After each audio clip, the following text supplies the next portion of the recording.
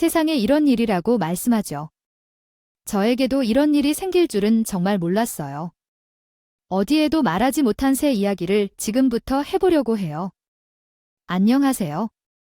저는 경기도에 살고 있는 여성입니다. 가난하지만 행복한 가정에서 한 명의 남자아이와 한 명의 여자아이를 키우신 부모님 밑에서 자랐어요. 살림살이는 좋지 않았지만 행복했다고 자부할 수 있죠. 부모님의 권유로 어려서부터 태권도를 배웠었어요.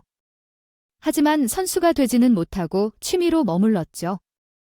어려서 몸이 약해서 시작한 태권도였지만 나름 고등학생이 된 때에는 건강한 성인 남성에게도 부럽다고 생각했어요. 발차기까지 할 수 있는 실력까지 도달했었죠. 그렇게 용기를 내어 자랐던 어린 시절이었어요. 그리고 대학교에 입학했고 그렇게 대학생이 되었죠. 지금의 남편과는 대학교에서 만나 결혼까지 하게 된 케이스예요. 남편은 어릴 적부터 잘생긴 외모와 헌신적인 성품 덕분에 여자아이들에게도 많은 인기가 있었어요. 그 덕분에 우리는 매번 싸우는 일이 끊이지 않았죠. 남편이 특별히 의심스러운 행동을 한 적은 없었지만 학교 다닐 때 왜 그렇게 여자들 사이에서 혼란을 일으키는지는 오히려 이해할 수 없었어요. 결혼 후에는 좀 더 편안했던 것 같아요. 알아요. 그 미남이 인기 많더라고. 후배들이 그 미남을 보고 잘생겼다며 그의 여자친구가 있는지 계속 물어봐. 너는 좀 긴장해야 한다더라. 사실 미남이는 나 말고 다른 사람이 없겠지. 너도 그걸 인정하잖아. 그러니까 걱정하지 마세요. 그래도 긴장을 좀 하래. 왜냐하면 너무 잘생기면서 그렇게 말이지. 그리고 미남이가 은근히 내게 어울리는 것 같아 보이는데. 조심해야 해. 그럴 것 같아. 미남이 그럴 리 없으니까. 먼저 내 친구한테 고마워 말해야 해. 치안을 잘 유지해야 돼. 어쨌든 이해했어. 빨리 수업 듣자. 친구들이 나한테 주의하며 남편이 인기 있는 이유에 대해 말할 때마다 기분이 그리 좋지 않았어요. 남편이 훈남이라 생각한 것이 전부였기 때문입니다. 시간이 흐르고 졸업을 하고 취직을 하게 되었어요. 주식을 하다가 우여곡절 끝에 결혼을 했죠. 나는 대기업 사무직으로 일을 시작하고 남편은 공대 출신으로 반도체 회사에 취직했어요.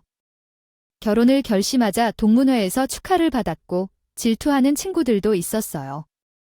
그러나 남편은 나만을 위해 살 것이라고 선언했어요. 결혼을 약속하게 되었어요. 전 그렇게 한 거죠. 당연히 행복한 생활을 꿈꾸며 결혼을 진행하고 있어요. 어머, 왠지 너희가 결혼한다는 소식을 듣고 너를 미남이한테 프로포즈 받았다고 해서 부러워.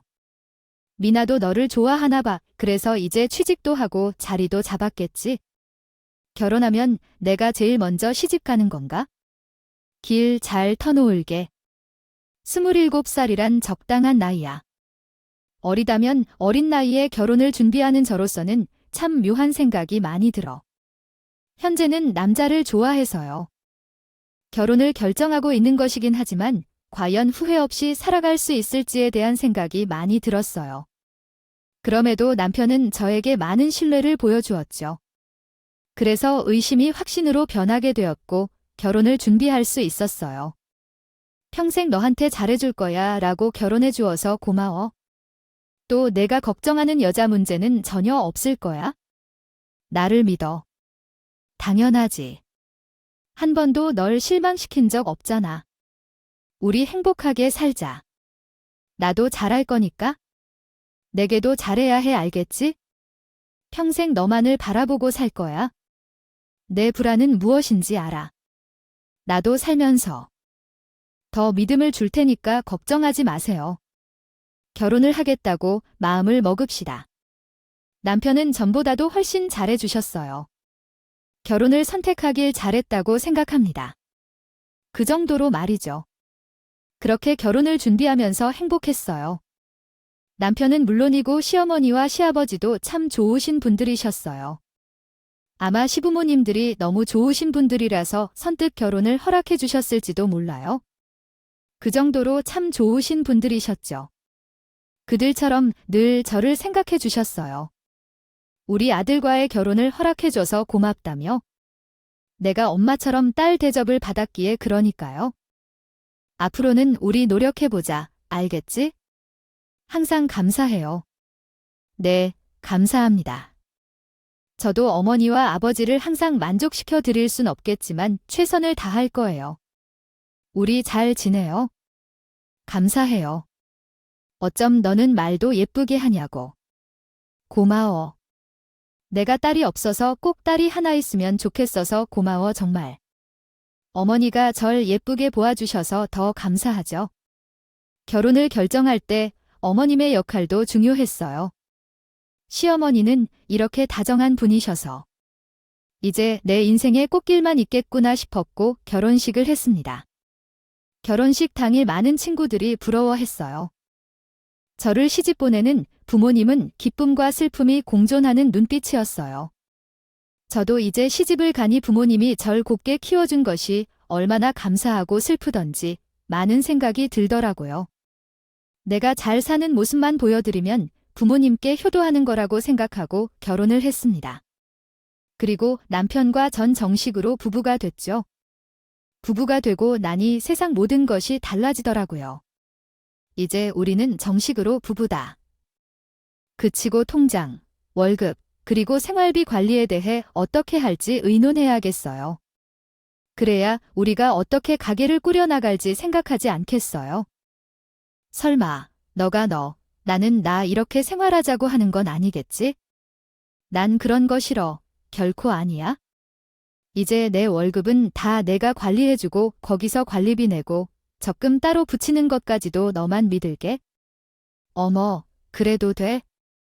그럼 자기가 나한테 용돈 받아 쓰는 것도 괜찮아. 자기가 그렇게 흔쾌히 말하니까 난 너무 좋아. 부부가 된 것 같은 기분이야. 남편이랑 결혼 후 싸울 일이 아예 없었어요. 남편은 제가 원하는 대로 하겠다고 해주었고 항상 기분 좋게 생활했죠. 오히려 결혼 후에는 이간질하는 친구들도 없었어요. 싸울 일이 아예 없었어요. 결혼은 정말 잘했다고 생각돼요. 그 정도로 좋았죠? 월급 통장까지 저에게 맡기는 남편을 보고 있으니 정말 내 사람이라고 느낄 만큼 감사한 마음이 들었어요. 그렇게 행복할 줄 알았어요. 어머, 너 결혼하니까 얼굴이 아주 폈다 폈어. 그렇게 좋아? 하긴 미남이 얼굴만 보고 있어도 좋겠다 너네가. 시시커플 최초이네. 응, 좋아. 결혼하니까 더 잘해주기도 하고 오히려 더 싸우지도 않잖아. 맨날 보게 되니까 대화도 많이 하고. 진짜 좋아. 미남이는 참 잘 갔어요. 재산도 좀 있다며 그게 다 누구 거겠어?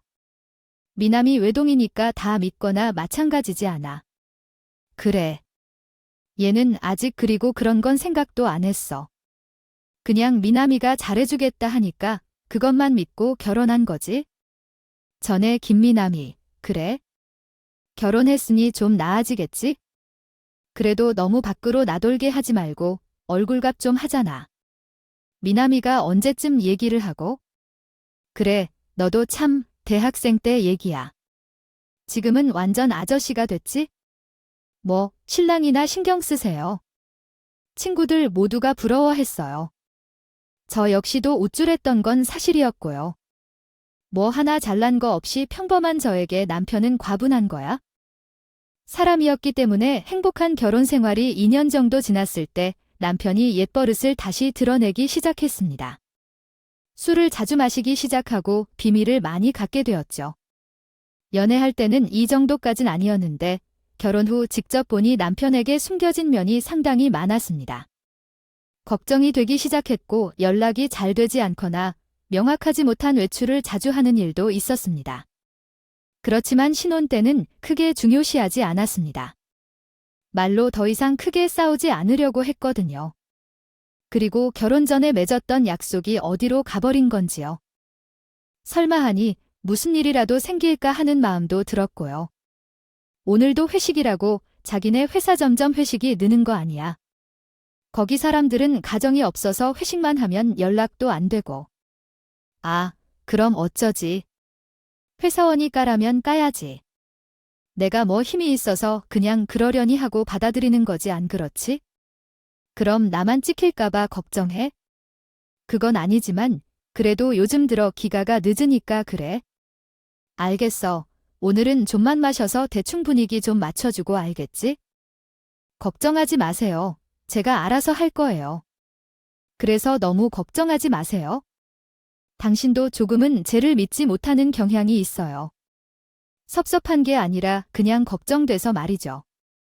알겠어요. 천천히 들어와 주세요. 새벽 2시까지는 들어와야 해요. 진짜로 이 시간을 넘기면 안 돼요. 남편은 이렇게 항상 얼렁뚱땅 넘기기도 했고, 전 그냥 그렇다고 생각하며 넘겼어요. 그리고 시댁에 가면 제 딸처럼 예뻐해 주시는 시어머니에게 항상 투덜거리며 남편에게 섭섭한 점을 말하기도 했죠.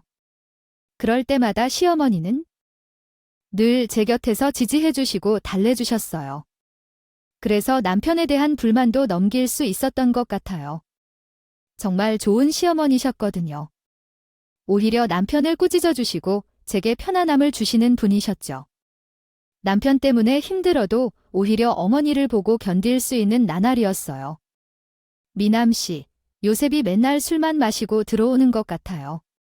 왜 그렇게 바빠서 연락도 잘 안 되고 그런 걸까요? 아이고, 정말 속상하겠어요. 새아기가 미남이 제가 혼내줘야겠죠? 제 아빠와 무뚝뚝한 모습이 닮았지만 그렇다고 해서 내 사랑하는 마음은 매우 크다. 아마 내가 확신에 말할 수 있을 거야. 그러니까 뭔가 슬픈 일이 있으면 내게 다 말해. 내가 다 들어줄 테니까 알겠지? 감사해요, 어머니. 미남 씨에 대한 얘기를 누구에게 하겠어요? 내 얼굴에 대해 부정적인 얘기를 할 건 아니지만 어머니에게 말하니 마음이 시원해. 그래, 그렇게 말해버려. 언제라도 내게 와서 털어놓아. 그렇게 하면 내 마음이 편할 거야. 그렇지 않니? 어이쿠, 고집스런 것 좀 봐. 그리고 미남이 밤을 밖에서 보낼 때 우리 집에서 자러 갔더라고. 너, 왜 그렇게 걱정돼? 그렇게 말하긴 했지만 너무 마음 쓰지 마세요. 남편의 외박이 제일 걱정되었는데 어머니께서 자고 가신다는 말을 듣고 오히려 안심이 되었어요. 좀 편안해지자는 생각도 들었고 언제나 이렇게 저를 도와주시는 시어머니를 보며 남편에 대한 섭섭함을 해소했어요. 그동안 그런 일이 없을 거라 믿고 살아왔던 세월이 조금 흘러가자 아버님이 가지고 계셨던 선산이 좋은 가격에 팔려나가셨어요. 아버님이 남편에게 미리 일부 재산을 양도해 주시기도 했는데 이런 일은 별로 없었던 분위기였어요. 왜냐하면 아버님은 재산이 풍부하셨지만 이렇게 미리 재산을 나누어 주시는 경우는 드물었거든요. 나의 남편 역시 놀라워서 돈이 생긴다는 소식을 듣고 정말 기뻐했어요. 우리는 둘 다 맞벌이를 해왔기 때문에 돈에 대한 부족함이 전혀 없었지만 그럼에도 불구하고 큰 돈을 받게 되니 정말 좋아했어요. 나 또한 남편이 기뻐하니 제 기분도 좋았고 그러고 나서 남편에게 감사의 마음을 표현했어요. 아버지께 고마워요. 미리 주실 필요는 없었지만 그래도 감사히 받겠습니다. 아버지와 어머니께 너무 감사드리고 너희 아빠는 너에게 큰 마음을 먹고 주신 거야? 어디서 빌어올려도 주실 분이시지만 그럼에도 불구하고 아들이 하나 있는 걸로 어떻게든 주셨다는 것을 알아요. 제가 노력해서 원하시는 대로 잘할게요. 고맙습니다. 하나밖에 없는 이어가 있으니 정말 잘할 거니까 지켜봐 주세요. 아시겠죠? 정신을 똑바로 차리고 살아야 합니다. 너희 아빠 얄짤 없는 걸 알겠지? 너 요새도 늦게 들어오고 그러니 새아기가 속상해서 그러다고 해야 저가 알아서 해요. 엄마는 처음에는 이런 일까지 일일이 간섭하지 말아주세요. 일단 걱정할 건 없으니까 걱정에 빠지지 마세요. 새아기와 잘 지낼 수 있도록 노릇을 확실히 해야 하니까 그러니까 함부로 말하지 말고 가정에만 충실해야 해요. 알겠죠? 엄마한테 얘기 듣니까 외박을 잤다던데 정신 차리고 알겠어요. 새아기 눈치채는 날은 박끝장이라서 행동거지를 똑바로 하란 말이야. 시아버지는 그 많은 재산이 있었지만 미리 선산을 판 돈만 미리 주셨죠. 이 부분도 정말 감사했어요. 남편도 재산이 생기니 조금 더 활력이 생긴 것 같았고, 하지만 수중에 돈이 생기자 갑자기 회사도 그만두겠다고 하고 그러더라고요. 얼마나 어이가 없던지 전 남편을 뜯어 말렸었죠. 사업을 하더라도 무슨 아이템이라든지 경험이 있어야 하는 거지만 남편은 무작정 사업만 하면 큰 돈을 만질 수 있을 거라는 기대에 부풀어 있는 사람 같았으니까요. 그 돈이 없었다면 더 좋았을 것 같은 생각이 들어요. 그리고 이미 회사를 그만두기로 마음먹은 사람을 제가 아무리 설득해도 소용이 없었어요. 남편은 결심을 했기 때문이죠. 뭐, 회사를 그만두기로 했다고? 아니, 갑자기 왜 그래? 무엇보다 당신은 뭐 하려고 그러는 거야? 갑자기 이직하려는 거야? 아니, 나는 내 사업을 한번 해보려고 한 거야. 남자가 태어났으면 부부를 이루기 위해 노력해봐야지. 안 그래? 나는 마음을 내렸어. 그래서 믿어줘. 아니. 어떤 아이템도 없는데 갑자기 그만둘 거라고 하면 어떻게 해야 하는 거야? 내 의견은 중요하지 않다고 생각하니까 내 말을 믿어줄래? 넌 무턱대고 참견하는 것 같아. 요새 정보를 많이 접해서 그런 거야? 그냥 믿어줘. 사업은 쉽지 않아. 아버지께서 주신 돈을 꼭 보관해놓고 진짜 하고 싶은 게 생기면 시작해보자고. 지금은 너무 일러. 내가 돈을 달라고 한 적도 없는데 왜 이렇게 내 믿음을 부정하는 거야? 진짜 짜증나. 응원해줄 수도 없을 뿐더러. 정말 지루하다. 갑자기 사업을 하는 남편 때문에 아무리 해도. 먼저 뜯어 말려봤지만 죄음으로는 역부족이었어요. 그래서 남편은 결국 회사를 그만두었고 이리저리 사업 아이디어를 내며 놀러 다니는 핑계였어요. 이때가 제일 싸웠던 것 같아요. 남편은 제발 간섭 좀 그만하라며 소리쳤고 더 이상 엇나가기 시작했어요. 너무 한심했던 것 같아요. 억장이 무너지는 것 같았어요. 도대체 뭐 하러 다니는 거야? 나는 너 이렇게 기다리던데 라며 제발 왜 그러는지 물었죠. 오히려 돈이 독이 된 것 같았어요. 아, 숨이 막혀서 그만 좀 해줬으면 좋겠어요. 남자가 사업 구상 좀 하다 보면 그럴 수도 있지? 매번 그렇게 집착을 하면 어쩌자는 거야? 뭐 집착인가? 당신은 내가 걱정돼서 한 말이 다 집착 같고 구속 같은 거야? 너무한다 진짜 어떻게 그럴 수가 있어? 당신 맞아.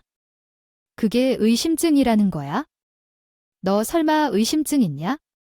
병원 가봐줘. 나도 숨이 막히니까. 남자가 큰일 하려면 그럴 수도 있는 거지.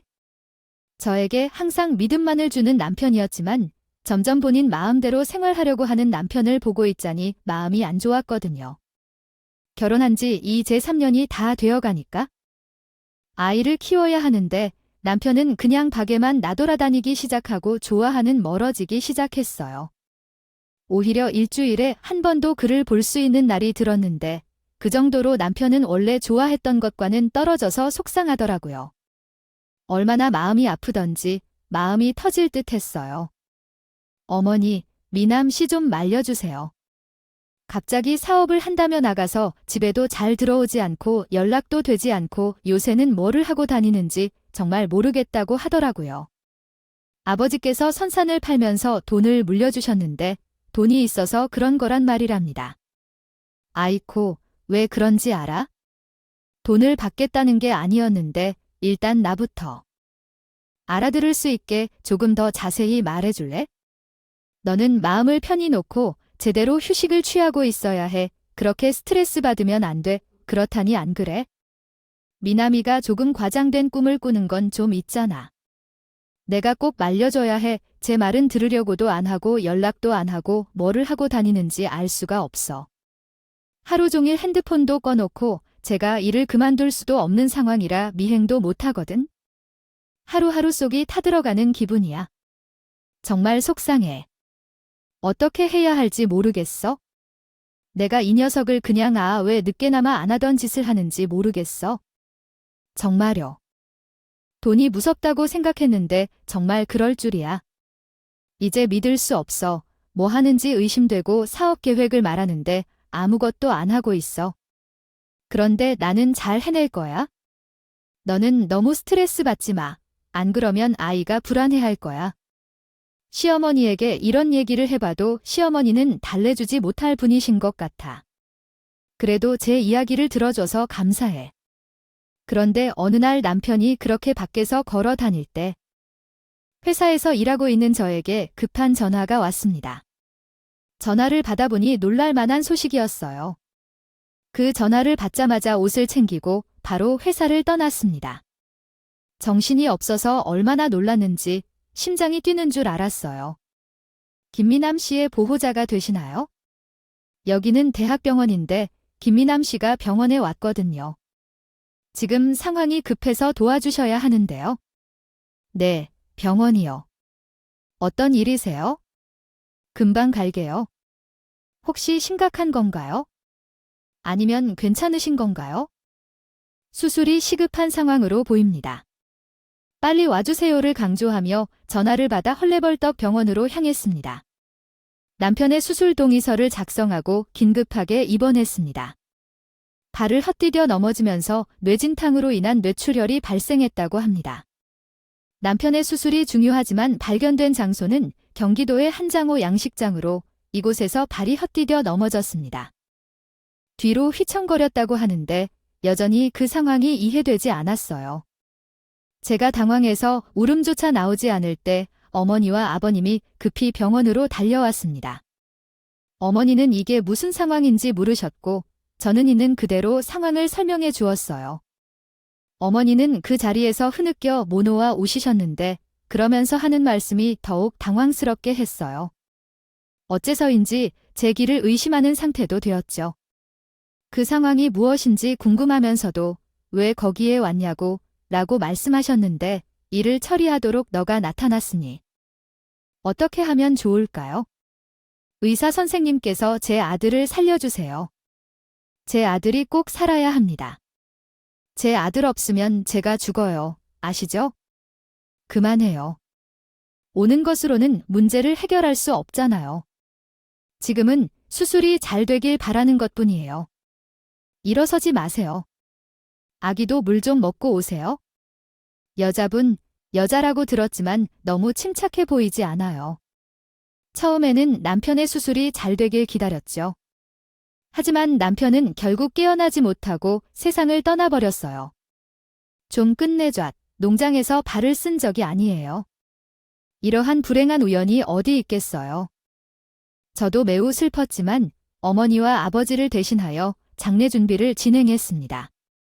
정신없는 저를 위해 제 남동생과 아버지가 대신하여 장례 준비를 도와주기도 했죠. 얼마나 울었을까 하면서 이제는 눈물조차 나오지 않는 정도까지 왔어요. 얼마나 참담할지 아마 태어나서 그날이 제일 많이 울었던 날이었을 것 같아요. 거의 탈진할 지경까지 눈물이 나왔었죠. 얼마나 미안한 마음으로 스쳐 지나가는 사실에 대해 생각했던지 모르겠어요. 살 수 없을 것 같다고 생각했던 사업을 마음 편하게 허락해 줄 것이라 생각했었고, 이제는 그동안 믿지 못한 것들에도 미안한 마음이 든답니다. 그렇게 잔소리만 했었지만 제게 남은 건 모든 후회뿐이었습니다. 죽은 사람은 말이 없다고 했지만 저는 그렇게 울며 후회를 하고 있었어요. 아빠, 나는 이 사람에게 너무 미안해해. 그냥 하고 싶은 대로 다 하게 해줬으면 좋겠어. 내가 괜히 말려서 하고 싶은 것도 못하고 있어? 제 잘못은 아니야. 살 사람은 살아야 하지? 그만 울어, 그 자리에서. 이렇게 울면 너까지 쓰러질 거야. 아빠가 옆에 있잖아. 죽기 전에도 싸운 기억밖에 없어. 사업 말리지 말고 하고 싶은 대로 하기. 기분 좋게 할게. 이 모든 건 나 때문이야. 그럼 말 끝내라. 이 세상에. 후회하지 않을 것 같아, 김. 어디서 확신을 얻어? 서방은 너에게 고마운 추억이 많을 거니까 너무 스스로를 탓하지 마. 그럼에도 그렇게 생각할까? 죽기 직전까지도 나한테 싸웠던 사람인데 원망만 한다면 어떡하려고.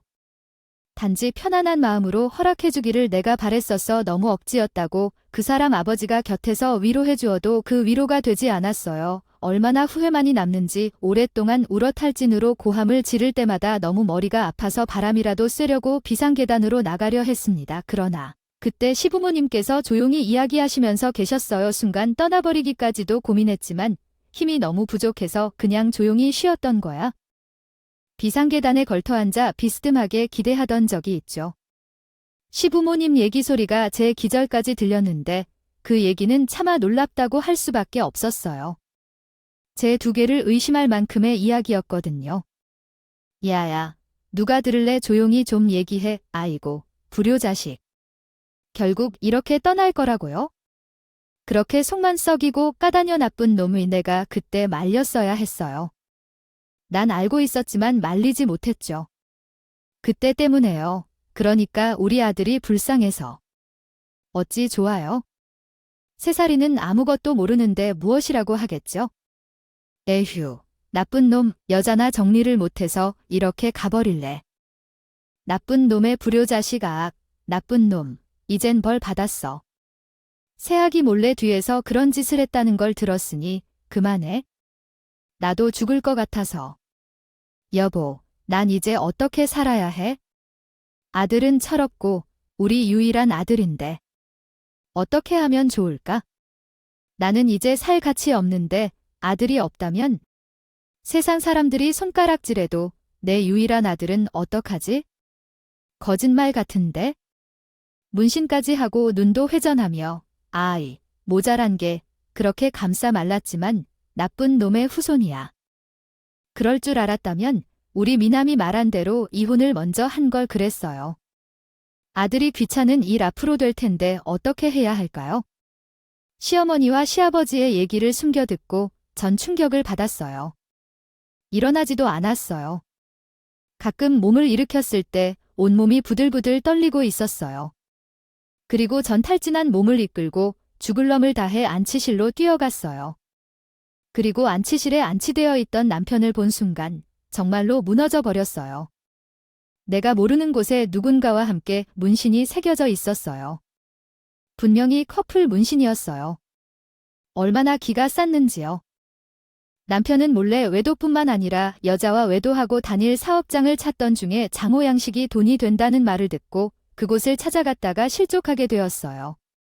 그 상황에 대해 매우 당황스러웠고 그것을 모두 알고 있는 시부모님들이 끔찍했어요. 그들이 모두 알면서도 저에게 거짓말을 한다는 사실을 알게 되자 분노가 치밀었어요. 어머니가 문신까지 한 것도 알고 있었고 이미 그 여자도 남편이 인사시켰던 상태였죠. 그런데 저에게 늘 남편을 믿어주라는 말을 한 것은 안 된다고 생각하게 되었어요. 남편은 저에게 몰래 선택이었어요. 뒤에서 이혼을 준비 중이었다는 사실이 들려왔다. 얼마나 놀라운 것인지 혼란스러웠다. 어떻게 해야 할지 막막했다.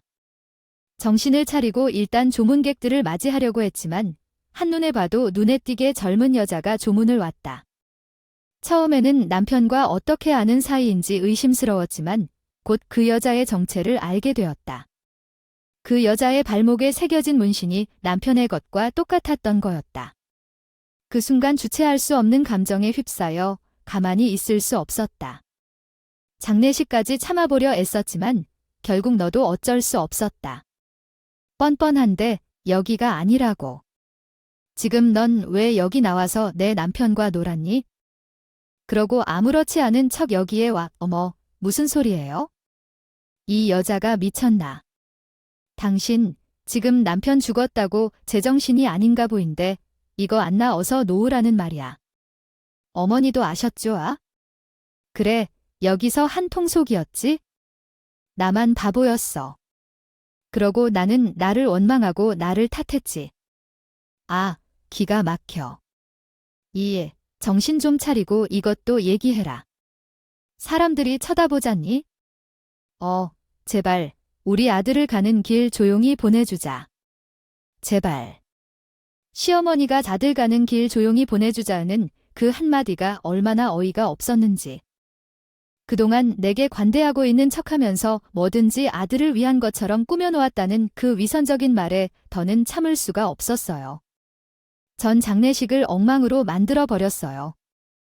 남편의 영정사진도 버렸고 상간녀의 머리카락도 물론이고 차례상에 올려놓은 음식들도 모두 버렸어요. 얼마나 화가 났는지 몰라요. 이게 무슨 짓이야. 정신 좀 차려. 아우, 기가 차. 내가 뭔데? 우리 아들의 마지막 단계를 이렇게 망치는 거야?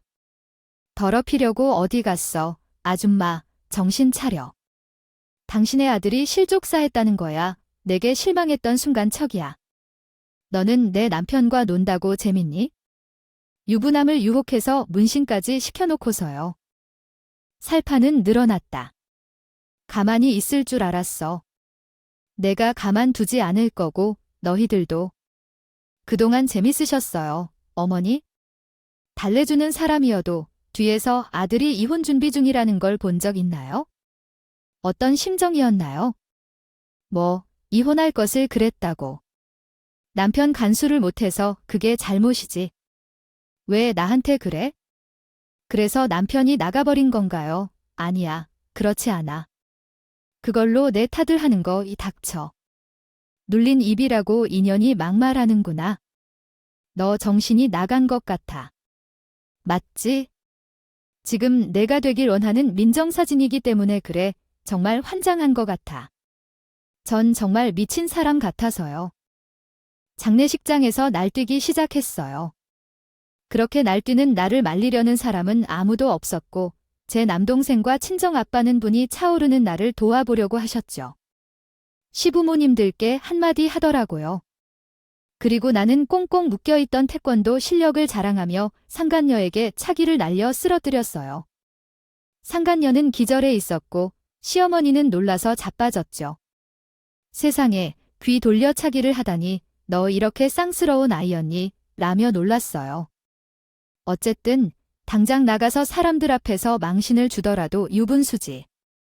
아우, 끔찍해. 우리 아들이 너랑 이혼하고 싶어 했던 걸 완전히 이해해 라며 말했어요. 말씀하시지 마세요. 아들 새끼를 제대로 키우지 않고 지금 당당하게 말할 수 있습니까? 당신들도 내가 가만히 있지 않을 줄 알아? 뻔뻔한 집구석 같은 사람들, 우리 누나만 고통받고 제 아들만 감싸며 노놓는 것을 보세요. 무식한 집안 여자, 일어나세요. 아줌마, 아저씨, 돈이 제일 무서운 것으로 아십니다. 기다려봐. 나는 가만 있지 않을 거야. 동생과 아버지는 바로 끌어내린 다음 변호사를 찾아갔습니다. 다행히 이혼 상태는 아니었고 남편이 사망하여 남편이 물려준 재산을 받게 되었습니다. 금액은 전부 제가 소유하게 되었어요. 또한 상가 여성에 대한 소송을 걸었고 시부모님에 대한 정신적 피해 보상을 명목으로 소송을 제기했어요. 소송은 매우 오래 걸렸고 지부모님은 우리 소송을 인정하지 않아서 더 길어졌어요. 그러나 결국 법원의 판결으로 막대한 손해배상을 받았고 상당한 금액의 배상금을 받을 수 있었어요. 남편의 죽음과 배신으로 인해 제 삶은 매우 어려워졌지만 결국 저에게 참으로 손해배상을 했어요. 그리고 위자료를 상가 여성에게 받을 수 있었어요. 저희 아빠, 엄마, 그리고 남동생이었던 분들이 저를 다시 일으켜 세워주셨죠. 얼마나 감사한지 모릅니다. 만약 그들이 가족이 아니었었다면 지금까지 여기까지 오지 못했을 겁니다. 아마도요. 시어머니께서는 잘못된 판단으로 자식을 잃고 돈도 잃으셨습니다. 시간이 흘러 제게 사과하고 싶어서 만나자고 하셨는데 그 제안을 완전히 무시했습니다. 어머니의 말들은 거짓으로 들리기 때문이죠. 지금은 작은 카페를 운영하며 장사를 하고 있습니다. 아직까지 마음속의 원한을 없애지는 못했지만 제게 상처를 준 사람들은 벌을 받게 된다고 생각하며 살고 있습니다. 저조차도 죄를 지어서 안 된다고 생각하며 살고 있고요. 또한 가족이 최고라는 것을 잊지 않으려 합니다. 이 글을 쓰면서 오래된 일이니까 아무렇지 않을 것 같았지만 아직도 가슴이 좀 아프네요. 가해자들은 당당하고 피해자가 눌려있는 이 세상에 맞서 당당하게 살아보려고 해요. 여러분, 바쁜 시간에도 이 글을 읽어주셔서 정말 감사드립니다. 좋은 하루 보내세요.